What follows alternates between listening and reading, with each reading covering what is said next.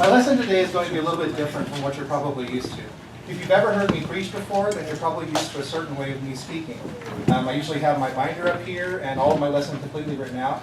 And today I'm going off notes, so it's going to be just a little bit different. Lately, some of the men have been going through a Bible study, and it's on a book by a guy named Howard Hendricks, and it's called Teaching to Change Lives.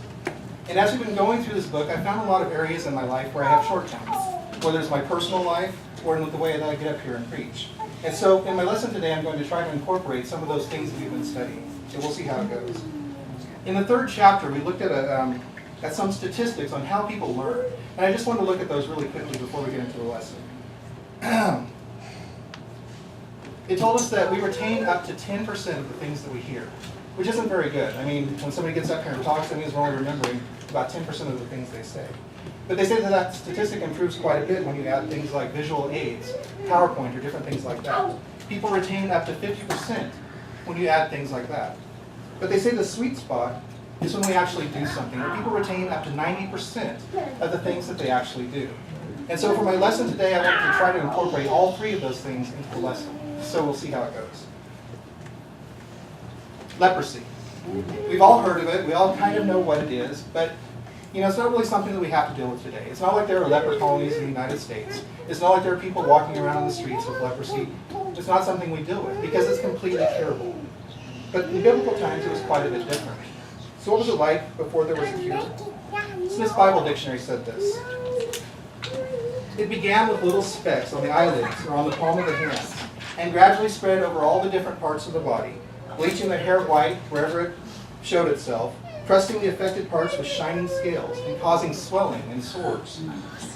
From the skin, it slowly ate its way through the tissue to the bones and joints, even to the marrow of the bones, rotting the whole body piecemeal. The lungs, the organs of speech and hearing, and the eyes were each attacked in turn, until at last consumption or dropsy brought welcome death. It was a horrible disease. It ate a person from the outside in. But it was even worse for Jews during the biblical times. For a Jew who had leprosy, they were banished from their home. They were banished from their city. Not only that, wherever they went, they had to cry out that they were unclean, so that other people could avoid being with them or being near them. Not only that, they weren't allowed to be touched by anyone. If you risk touching a person that had leprosy, then you risk becoming unclean yourself. So you were completely isolated from your family, your friends, all those you cared about the most. Even worse is that you weren't allowed to worship. Because you were considered unclean, you weren't allowed to enter the temple or the synagogues. About a month ago, Ben gave a lesson on evangelism, and he spoke briefly about the leper that's mentioned in Mark 1, verse 40 through 42, and I'd like to read that passage now. Now a leper came to him, imploring him, kneeling down to him and saying to him, "If you are willing, you can make me clean." Then Jesus, moved with compassion, stretched out his hand and touched him, and said to him, "I am willing, be cleansed." As soon as he had spoken, immediately the leprosy left him, and he was cleansed. Now think about this leper's life both before and after Jesus came into it. Imagine that it was you that had leprosy. Before Jesus came into your life, you were horribly diseased. You were literally dying piece by piece. You had no one close to you because no one was willing to be near someone or risk becoming a leper themselves. You were a complete outcast. You were isolated and alone from everyone who was important to you. But then Jesus comes into your life and everything changes. First of all, can you imagine to feel the touch of another person for the first time after having leprosy for so long? Can you imagine to feel that touch and know that the person who's touching you is risking becoming unclean themselves? And then to be completely healed on top of it, it had to be the very best day of this person's entire life. It had to have changed his life, his outlook, everything about him. Today there's a condition called hereditary sensory neuropathy. And this condition affects a very small percentage of people. But what it does is that it means that you cannot feel anything. You can't feel touch, you can't feel heat, you can't feel cold, you can't feel pain. You're completely cut off from any sensation. Now imagine if you had a disease like this, and suddenly you were cured. Suddenly you could feel the touch of another person. I'm sure your life would be completely changed from that moment on. The title for our lesson today is Touched and Transformed. If you're a Christian here today, then I have to believe that you've been touched by God, that you've been touched by Jesus in your life. So how has it changed you? How are you different from the person you used to be before you were baptized? Have you been transformed? Maybe more importantly, we should ask, has it changed us? Are we different from the way we were before? Again, in our Bible study that we've been going through, I think it was in the first or second chapter, it asked us three questions that I found pretty uncomfortable to answer for myself. It said, in your Christian life, how have you changed in the last year? In your Christian life, how have you changed in the last month? And how have you changed in the last week? We'll get back to these questions a little bit later in the lesson. Excuse me.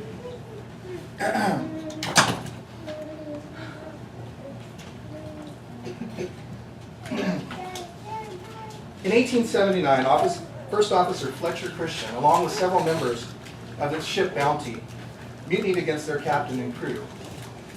When they did this, they set the crew members and the captain adrift in lifeboats, and they fled to Tahiti.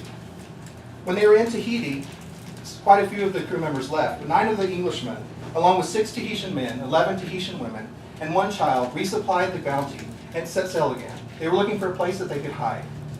Not long after they left, they found a little island called Pitcairn, and they decided to make that their home. So they set the boat on fire after taking all the stores off of it, and let it sink in the harbor. Now you have to remember that these were not good people. Not very long after they landed, one of the Englishmen mistreated one of the women.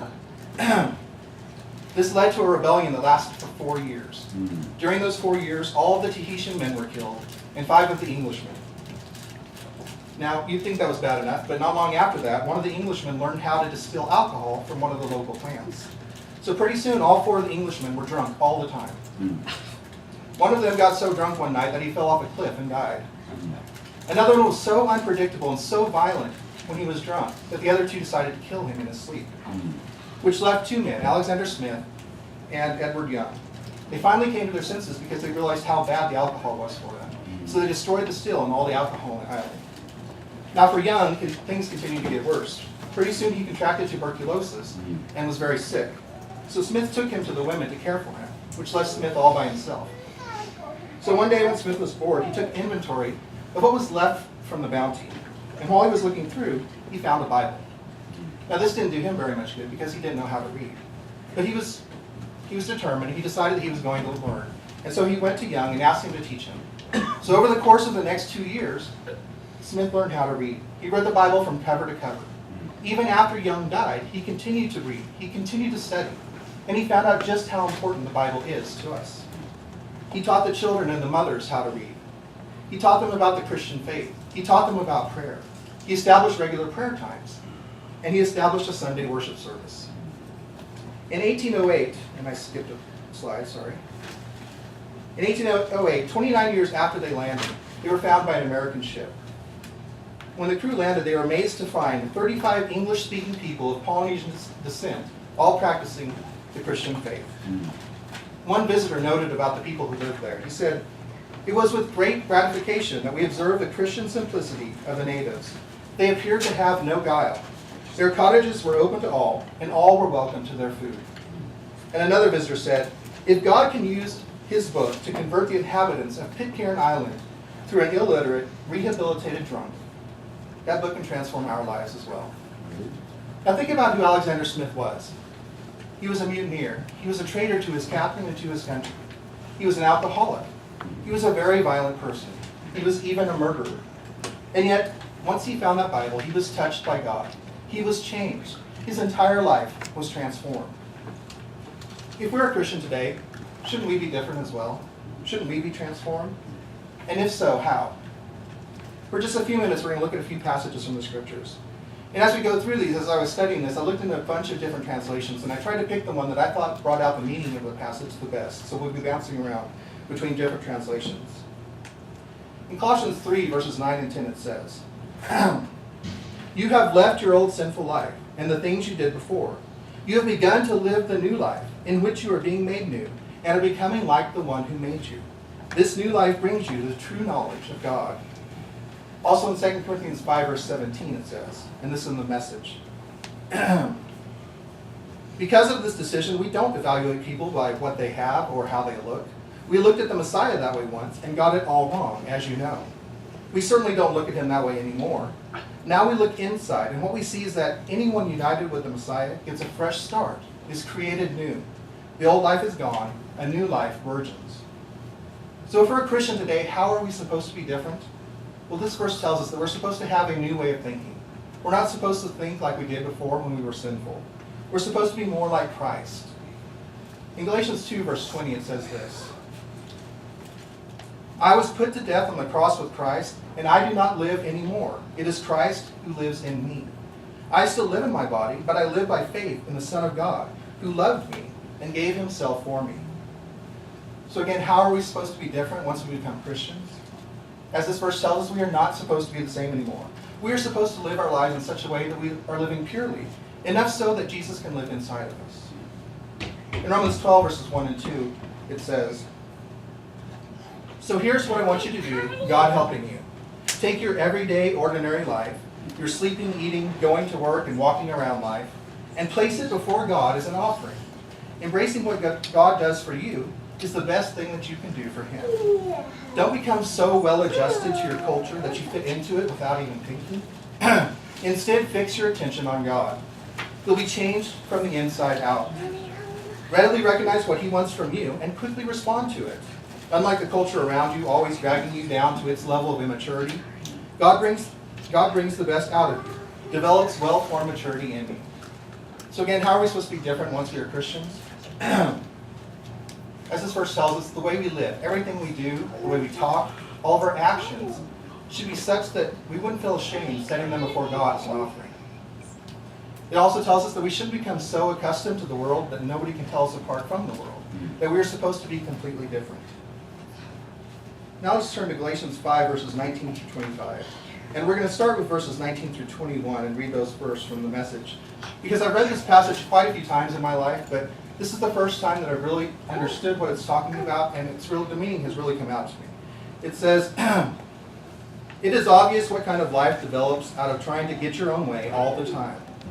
Repetitive, loveless, cheap sex, a stinking accumulation of mental and emotional garbage, frenzied and joyless grabs for happiness, trinket gods, magic show religion, paranoid loneliness, cutthroat competition, all-consuming yet never satisfied wants, a brutal temper, an impotence to love or be loved, divided homes and divided lives, small-minded and lopsided pursuits, the vicious habit of depersonalizing everyone into a rival, uncontrolled and uncontrollable addictions, and ugly parodies of community.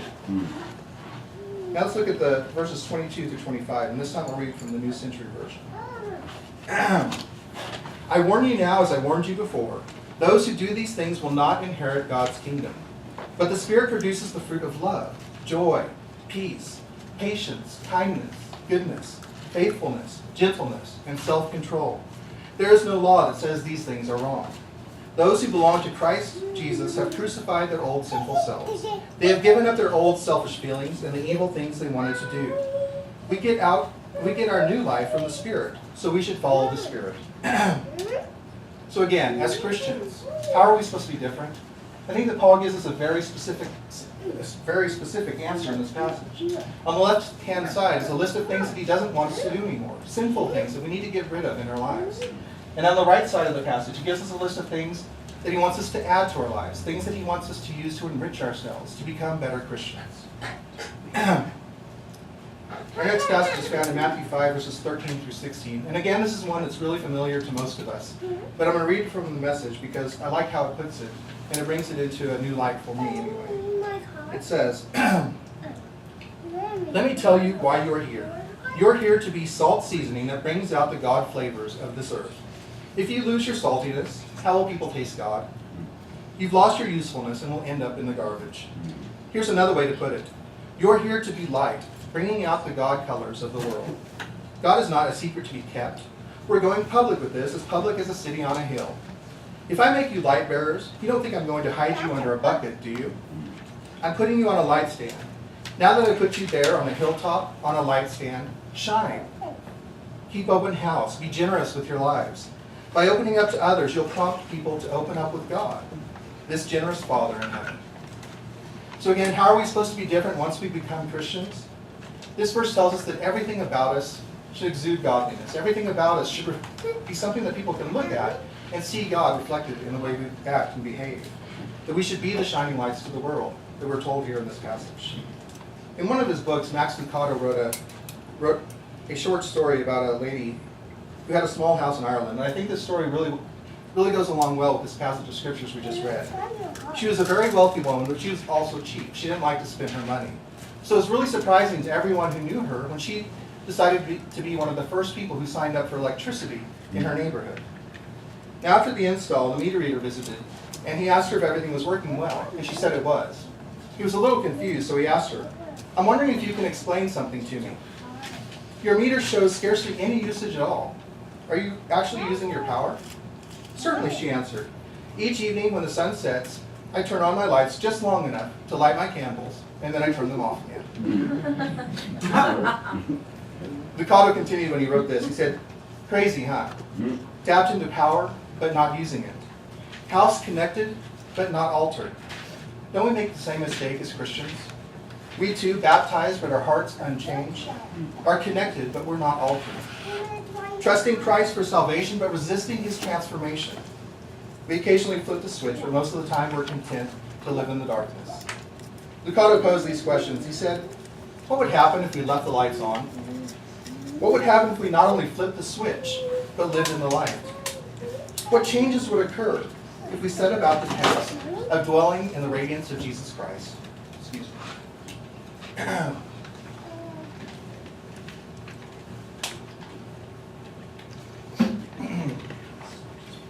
Our last passage of scriptures is found in James chapter 1, verses 22 through 25.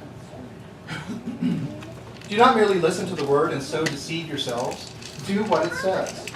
Anyone who listens to the word but does not do what it says is like someone who looks at his face in a mirror and, after looking at himself, goes away and immediately forgets what he looks like.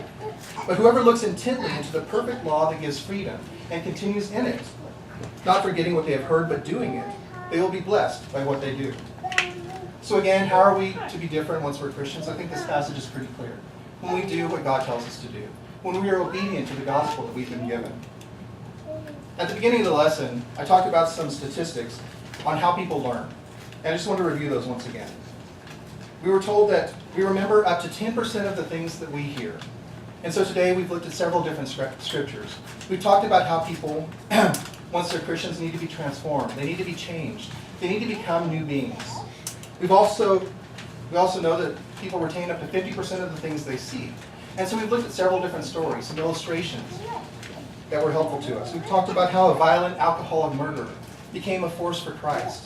We talked about how a lady was connected to power but never used it. And how we as Christians are like this sometimes, connected to God, but not being altered or changed in any way. But the most important statistic here is that people retain up to 90% of the things they do. And so let's do something. Alex is going to pass around some papers and pens. And while he's doing that, let's read from Ephesians 3, verses 13 and 14. "Brothers and sisters, I know that I have not yet reached that goal, but there is one thing I always do. Forgetting the past and straining toward what is ahead, I keep trying to reach the goal and get the prize for which God called me through Christ to the life above." Now I want you to think about those words of Paul as we move on. I want us to consider a few questions. Am I straining towards heaven the way that Paul tells us that he did when he was still here on this earth? Does that describe my Christian walk, the way that I approach my Christian faith? Does my behavior mirror that of Christ? When people look at me, can they see Christ in the way I act, in the way I behave, in the things that I do?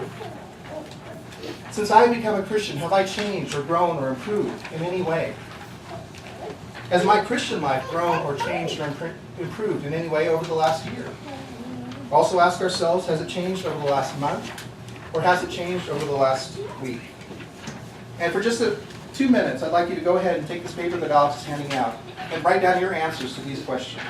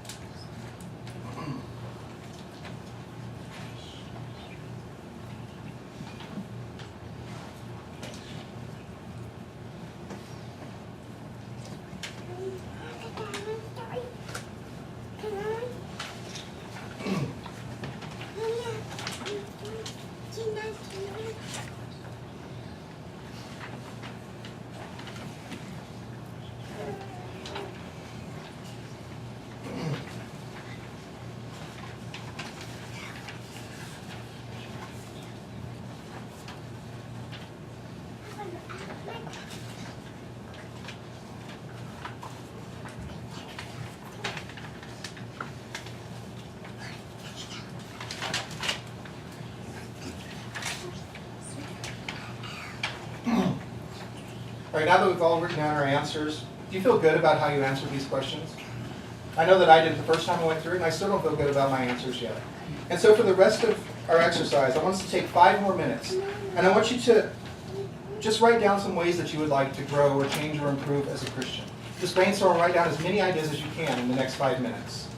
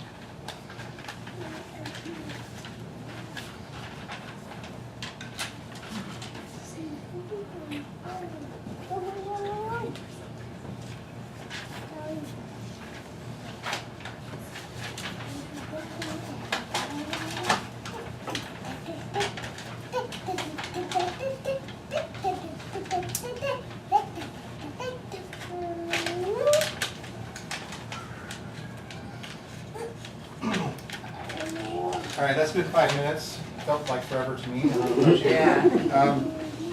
Now that you've got your list, now that you've brainstormed a list of things that are important to you, things that you want to focus on, I want you to pick one. Pick one that's most important to you, one that you think that you can get through, and pick that to focus on, to make the focus of for the next week or 2 or months, if necessary. Not only that, but I want you to take that and I want you to share it with someone. Share it with a spouse, or share it with your friends, or your brothers or sisters, or your mom and dad. But share it with someone and hold each other accountable. Check in with each other and see how you're doing on meeting these new goals that you set for yourself. We're almost done here. I have one last illustration I'd like to share with you. My favorite poem is written by a lady by the name of Myra Brooks Welch. And she was listening to a sermon one day on the power of God to bring out the best in people. And she was so inspired by what she heard in that lesson that she went home and wrote this poem. It took her just 30 minutes to put down on paper. Now, as I read this poem, I want you to think about the things that you want to improve upon in your Christian life. I want you to think about especially that one that you've chosen to focus on. And I want you to remember that with God helping you, you're going to be able to make these changes in your life. The poem is called The Touch of the Master's Hand. 'Twas battered and scarred, and the auctioneer thought it scarcely worth his while to waste much time on the old violin, but held it up with a smile. "What am I bidding, good folks?" he cried. "Who'll start the bidding for me? $1, $1, then 2, only 2? $2, and who'll make it 3? $3 once, $3 twice, and going for 3.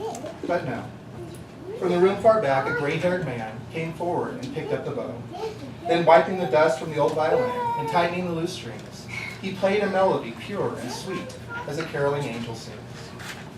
The music ceased, and the auctioneer, with a voice that was quiet and low, said, "What am I bid for the old violin?" And he held it up with the bow. $1,000, and who'll make it 2? 2,000, and who'll make it 3? 3,000 once, 3,000 twice, and going and gone, said he. The people cheered, but some of them cried, "We do not quite understand." What changed his work? Swift came the reply, the touch of a master's hand. And many a man with life out of tune, who is battered and scarred with sin, is auctioned cheap to the thoughtless crowd, much like the old violin. A mess of pottage, a glass of wine, a game, and he travels on. He's going once and going twice. He's going and almost gone. But the master comes, and the foolish crowd never can quite understand the worth of a soul and the change that's wrought by the touch of the master's hand. Hopefully something today that I've said to you has been helpful to you. Hopefully you've found some areas in your life that you would like to work on, to improve upon, to grow, to mature as a Christian.